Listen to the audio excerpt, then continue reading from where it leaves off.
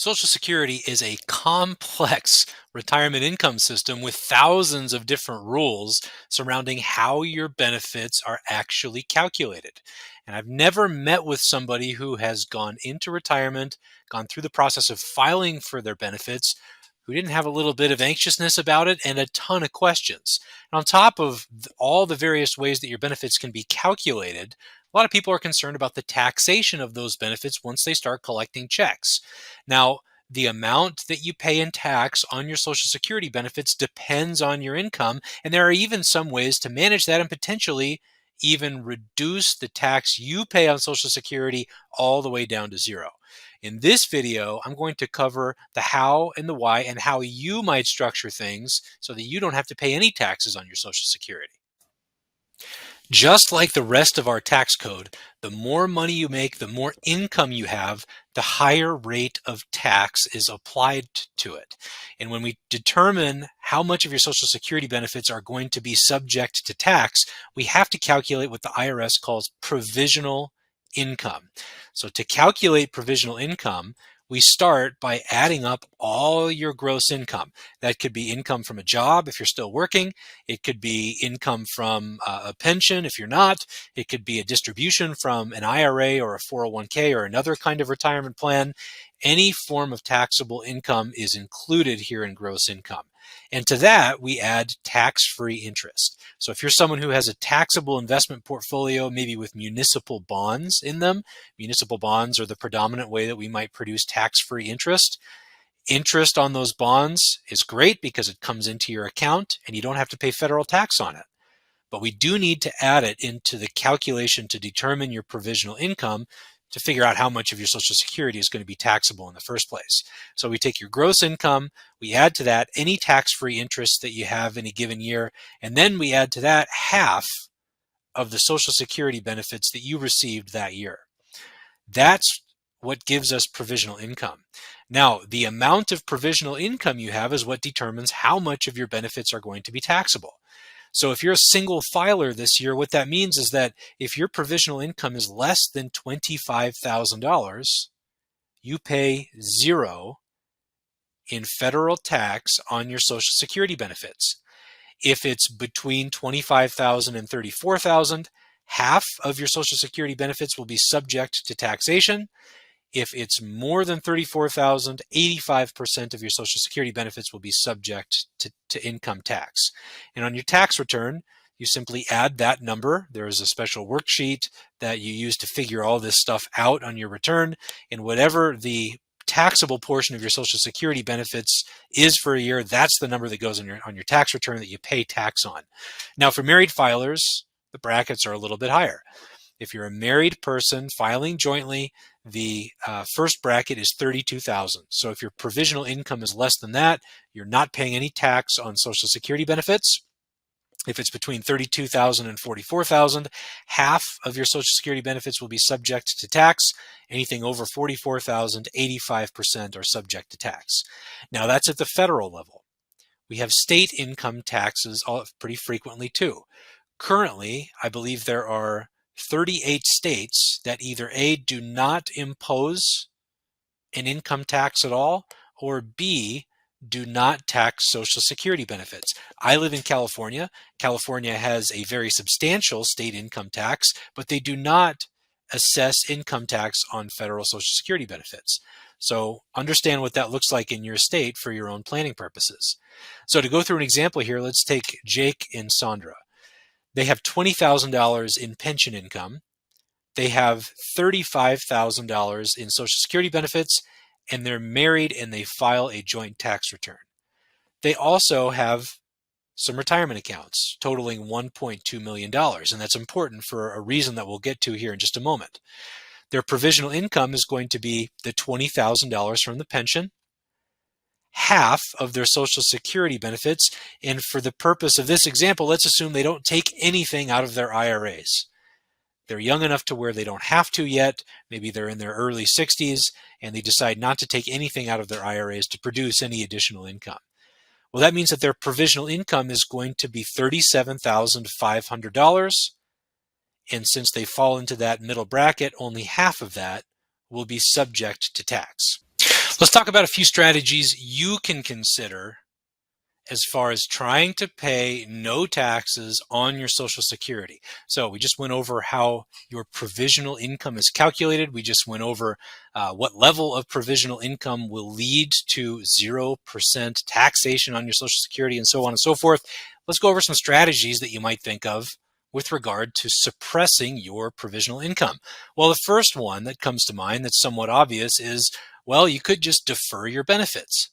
As you know, your Social Security benefits, there's a window for which you can file for them. You can file for benefits based on your own earnings record as early as age 62.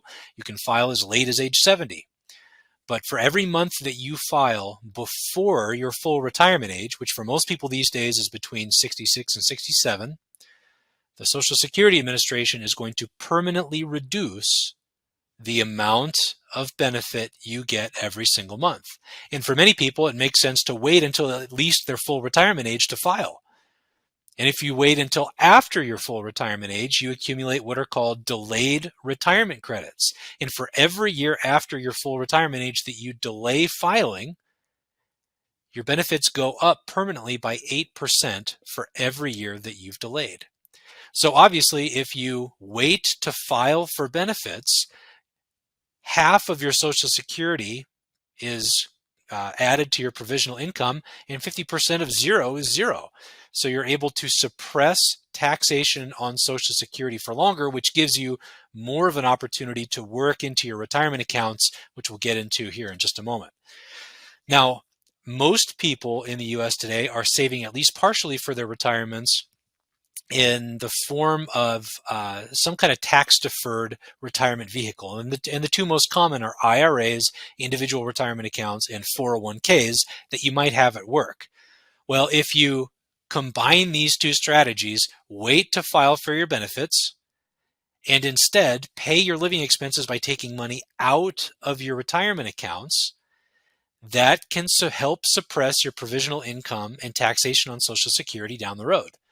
Because what happens if you file for benefits at age 62? Let's say you retire at age 62, you file for benefits then.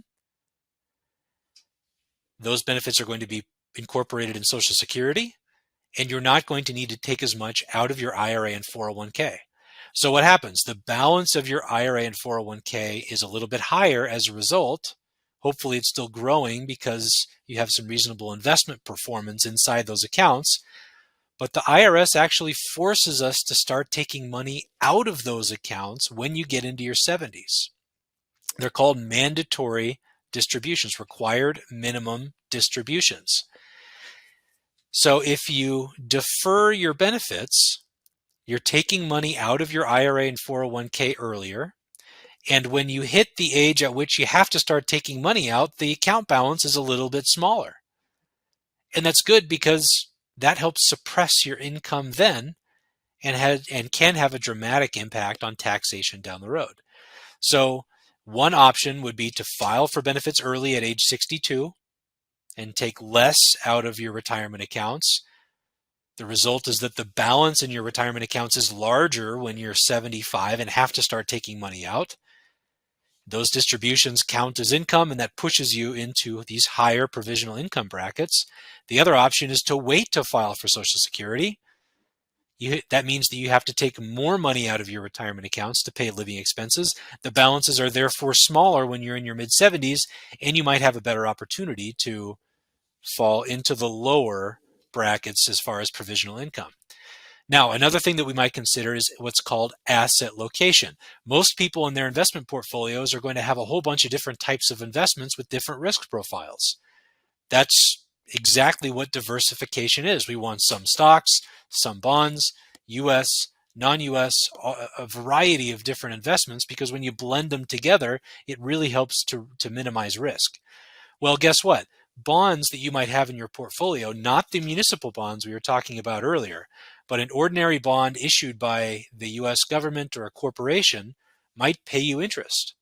That interest is taxable to you in the year that it's paid in a taxable investment account. So if you hold bonds in a taxable investment account, all that interest is going to contribute to your provisional income. So it might make a lot of sense if you have one taxable investment account and one IRA. You might not want the exact same allocation, maybe 60% stocks, 40% bonds in both the accounts. You might want to park all your bonds in that tax deferred account, right? Because as the interest comes in, it's not going to be added to provisional income. And instead, in your taxable account, maybe that's where you stick long-term growth assets like large cap US stocks. You can manage the tax bill in any given year. You're not necessarily going to have as much interest, and you can wait to realize those capital gains into the future, which can really help to suppress provisional income and potentially help you pay zero on your Social Security benefits.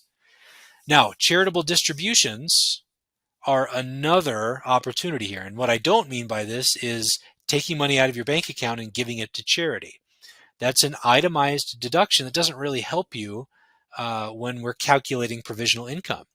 But those mandatory distributions that I mentioned earlier, when you're 75, you're going to have to start taking money out of your retirement accounts, whether you want to or not. There's a big penalty if you miss it.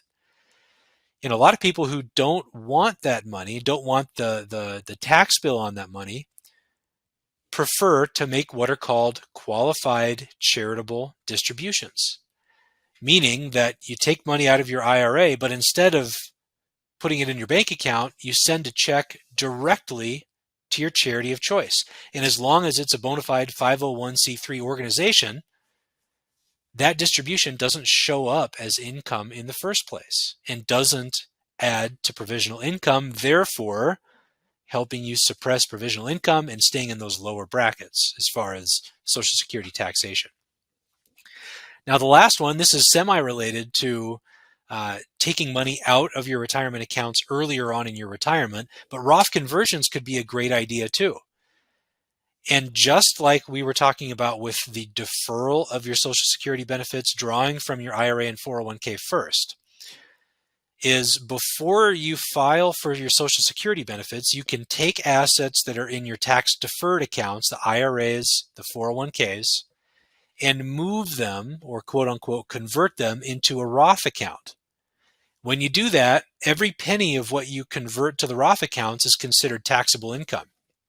But the benefit is that once it's in there, you never have to take it out. And if and when you do take money out, it doesn't count as income then. So if we're trying to engineer a long-term retirement tax plan that's going to minimize your lifetime liability and hopefully suppress the amount that your Social Security benefits are taxed, it might make sense to pay less tax now on these Roth conversions than a lot more tax later between the tax on the mandatory distributions and your Social Security benefits. Now, obviously, these are a lot of moving parts, right? And so the right plan for you is going to depend on your personal circumstances, your preference, your income needs, and a whole lot of other factors. I hope you liked today's video. If you did, make sure to hit the like button at the bottom of the screen and subscribe to the channel to make sure that you're notified anytime we come out with something new. And on top of that, if you're not sure whether you're on track financially, you might want to check out our free wealth gauge assessment. There's a link for it in the comments. Basically, you click the link, you take 3 minutes to fill out some basic financial information about yourself. We take that information and run it through our financial planning software. Then we send you via email a short private video of our findings and 30,000-foot observations.